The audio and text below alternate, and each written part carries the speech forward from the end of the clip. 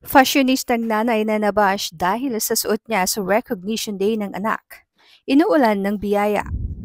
Usap-usapan hanggang ngayon sa social media, ang fashionistang mom na kabog ang naging aura sa graduation o recognition ng kanyang anak. Sa video kasi na ibinahagi sa kanyang Facebook page, nito lamang Lunes, April 14, makikitang nakasuot si Bernadette Cutas ng halter neck white dress na talaga namang umagaw sa atensyon ng mga netizens. At dahil nga sa kakaibang suot ni Bernadette ay kaagad itong nag-viral. At umani pa nga ng iba't ibang reaksyon at komento mula sa mga netizens. May mga nagsasabing super OA niya at tila hindi akma ang kanyang kasuotan sa seremonya. Mayroon pang mga nagalit dahil anila ay hindi na ginalang ang event para sa anak. At marami pang kung ano-anong negatibong komento patungkol sa kanyang pananamit.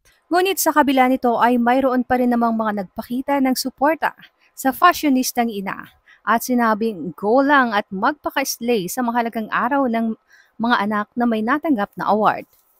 At dahil nga sa sobrang trending ni Mommy ay marami ng vloggers at kilalang personalidad ang nag-reach out sa kanya para mag-sponsor ng kanyang gown.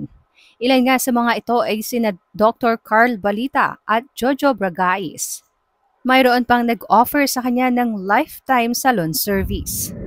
Labis naman ang pasasalamat ng viral fashionista mom sa mga nagpakita ng suporta sa kanya. Maging ang mga bashers ay pinasalamatan rin niya dahil malaki umano ang naging ambag nito sa pagkakadiscover sa kanya. Naglabas pa nga siya ng isa pang video upang ipaliwanag ang kwento sa likod ng kanyang viral OOTD. Aniya, hindi ko po talaga akalaing mag-viral yung video. Tungkol po sa suot kong damit, confident ko pong pinili yon kasi mabilis lang po siya ibaba at may anak pa po akong dumidede. Pagpapaliwanag ni Mami Bernadette. Dagdag pa ni Bernadette, nag-effort po akong mag-prepare dahil proud po akong samahan ang anak ko. May award po sila. Dagdag pa niya, wala naman siyang ginawang masama at walang mali sa damit na kanyang napili. Hiling naman ni Bernadette na sana ay matulungan siyang makabili ng cellphone dahil 4 silang naghihiraman sa iisang phone. Samantala, matapos naman ang pambabash kay Bernadette, ay inuulan naman siya ngayon ng biyaya dahil sa ngayon ay umabot na sa milyon-milyong views ang kanyang mga videos sa kanyang Facebook account. Samantala, narito naman ang komento ng ilang mga netizens na nagpakita ng suporta kay Mommy Bernadette. Anong isa?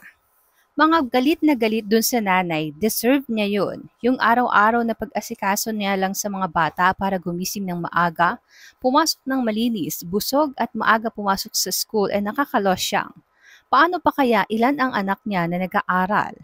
Yan nga lang yung moment niya makapag-ayos kaya huwag kayong magreklamo. Di naman kayo ang magsusuot, siya. At isa pa, mataas ang confident niya. Sexy kaya ni Mommy.